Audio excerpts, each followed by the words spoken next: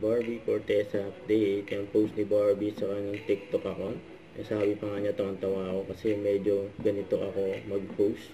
Yung pang-reaction ni Barbie. Ito yung video. Ayan. Alright. Correct. Tawang-tawa si Barbie. Habang nasa biyahe. Ayan. Alright. Spotted pa nga si Barbie. Kagabi. Diyan sa UP Diliman. Nag-evening run si Barbie. Yun o. May maswerte pa nga kay Barbie o. At nakapagpa-picture pa nga kay Barbie. Sana all. Ang ganyan kabait si Barbie sa mga fans. Sa post ng wish ko lang. Sabi, layag na layag ang bar song. Ayan sila Barbie at Sam Concepcion. Abangan na yan mamayang alas 4. 4 PM. Wish ko lang. Anniversary special. Blood control. Saka ito. Ito pa yung picture ni Barbie during McDo event. Kasama si Miss Joy.